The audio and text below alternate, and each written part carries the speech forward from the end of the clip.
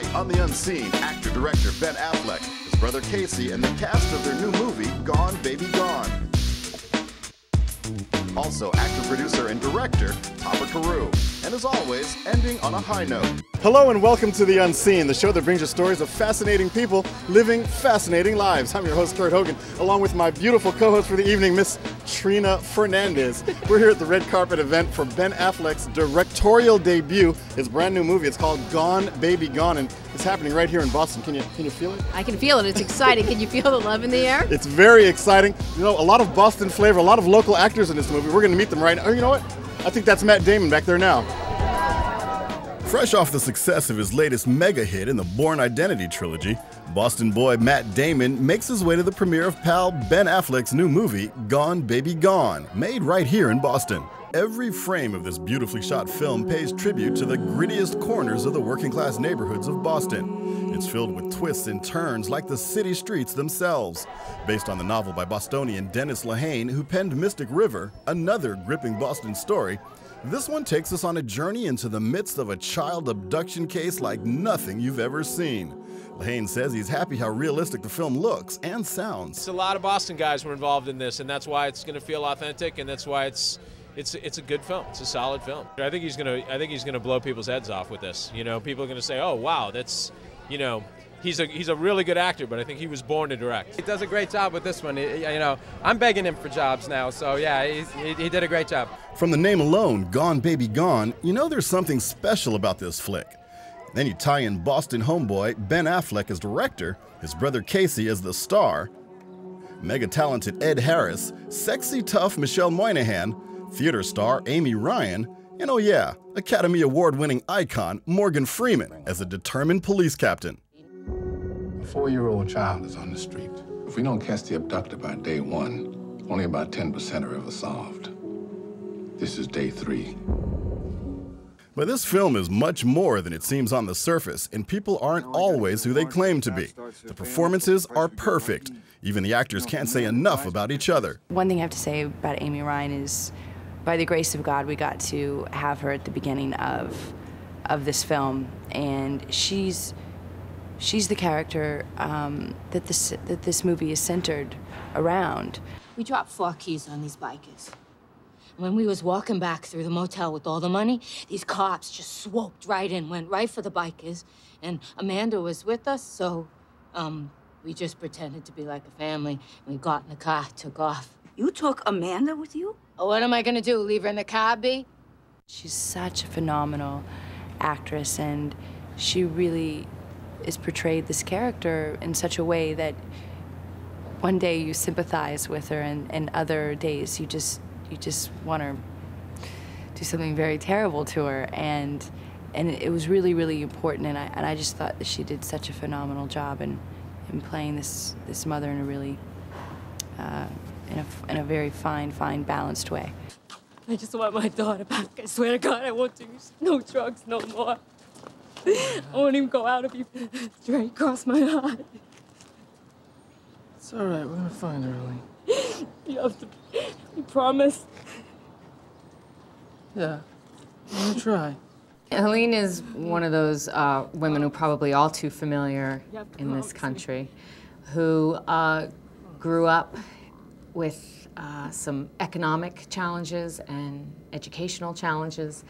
Single mom, just really trying to get by the best she can, and raise this child. And she doesn't do a very good job at it, but she's trying. In her twisted way, but she does try. The character of Helene is certainly no saint, but perhaps typical in a family with a legacy of alcoholism and abuse. She drinks and she drugs, and is hated by her own family, as well as the police assigned to help. Just tell us how much you took. How much? How much? 130. $130,000? Yes, B. Out on the red carpet, Amy told me she hopes everyone rushes out to see it. I think they should see this film just because it's a great film, but hopefully they'll take with them, the idea that we can break the cycle and take care of our neighborhoods and take care of our children. The realism of Boston's dangerous underbelly is the canvas of this cinematic work of art. It becomes one of the film's main characters, as well as locals like rapper Slain, who gives a breakout performance. Guess who? You asked me to find some people for you. I think I found them. The script was great, and I think it's gonna be a great movie.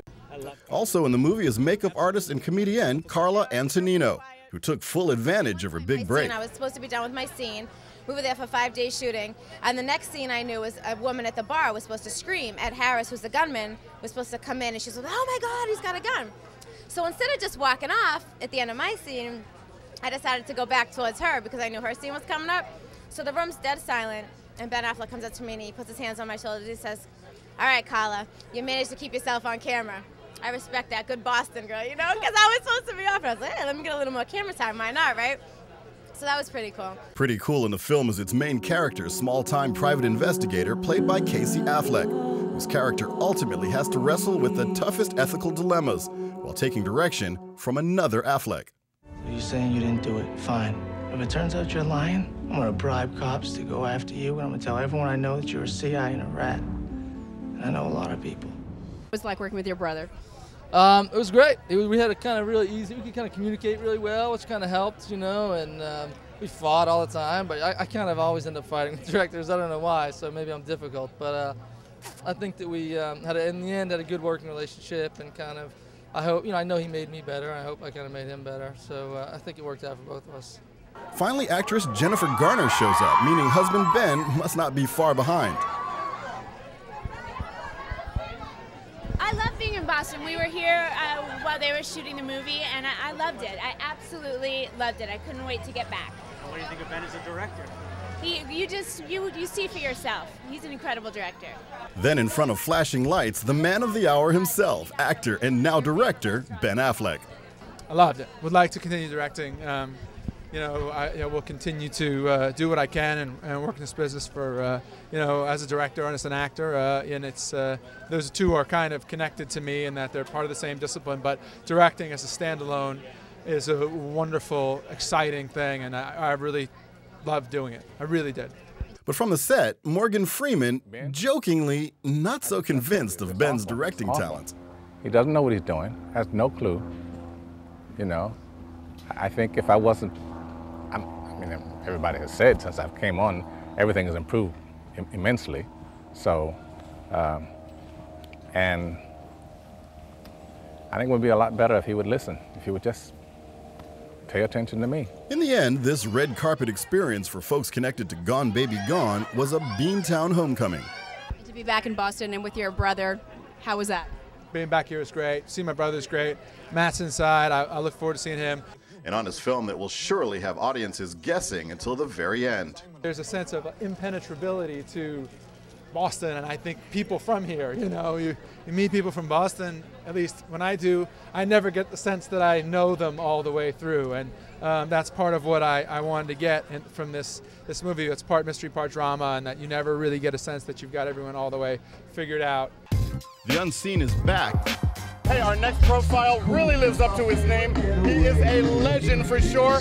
Ladies and gentlemen, on a high note, Mr. John Legend. Right, you back. Before changing his name from John Stevens to John Legend, the 29-year-old Pennsylvania native spent the early part of his musical career as a gospel singer and church choir director for Bethel AME Church. His talent was clear because he soon found himself in demand as a session artist, working behind the scenes on album projects for huge stars like Janet Jackson, Britney Spears, Alicia Keys, Jay-Z, Snoop Dogg, and the Black Eyed Peas. John was even the one on piano for Lauryn Hill's Everything is Everything from her Grammy Award-winning album, The Miseducation of Lauryn Hill.